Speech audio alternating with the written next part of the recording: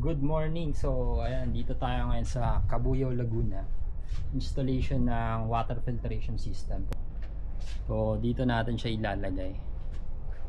Bale, ito yung existing setup nila. Ayan. Ito lang yung filter. Bali, tatanggalin na natin to. Dito natin lalagay yan. Bago pumasok na storage tank.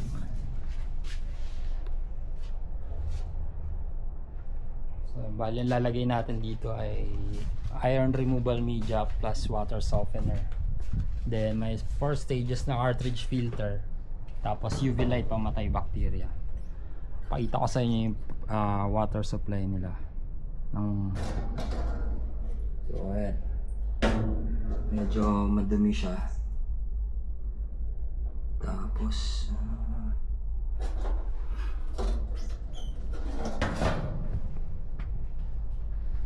tara, baba muna natin yung mga gamit.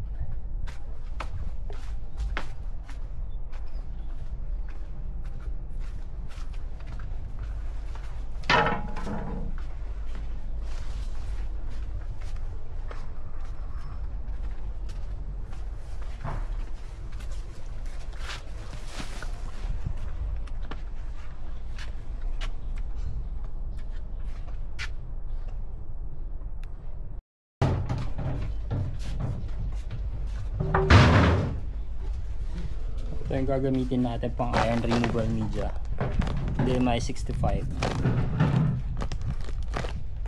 So tatanggalin yan yung iron, manganese, arsenic, tsaka heavy metals.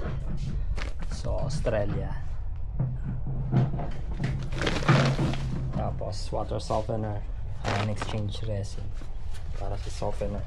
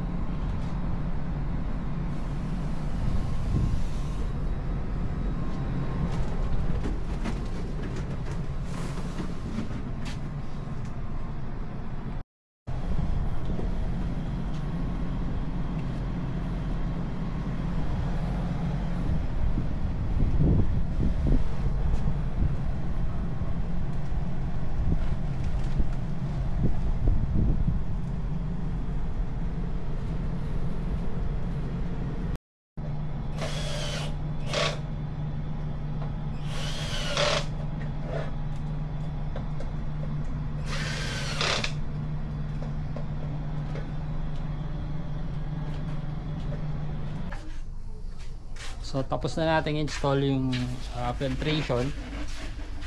Ayan na.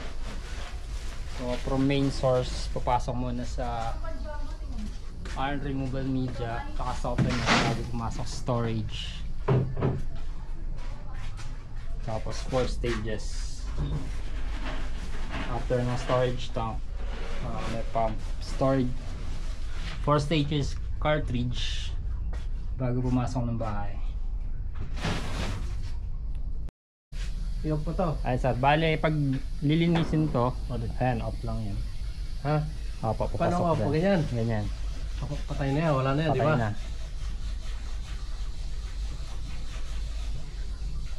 Yeah, wala na, no? Wala na yan sir. Hindi na yan. Hindi. Tapos Kasi drain ko lang yun. Opo, drain lang. Tapos pa scotch brite nyo yung loob. Tapos eto, maintenance na to sir. Yung una natin nasa kanan, yun yung iron removal media, pantanggal ng iron, may kakakulay. Pangalawa, softener. Laging may tubig yan. Okay. Ano na tubig to ngayon?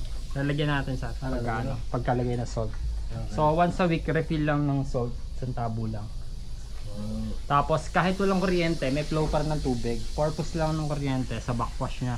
So once a week, madaling araw ko siya sinetting para walang gumagamit ng tubig. 2 AM tsaka 2:20.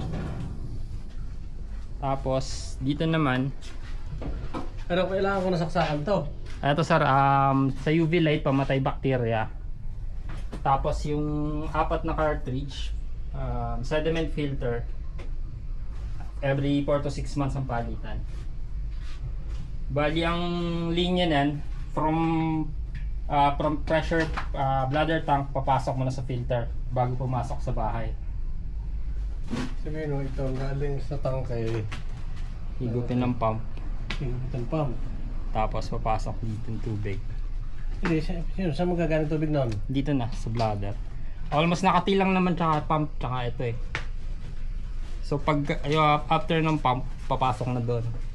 Basta bago pumasok ng bahay, doon muna sa 4. Aba, pressurized pa rin siya. Pressurize pa rin siya.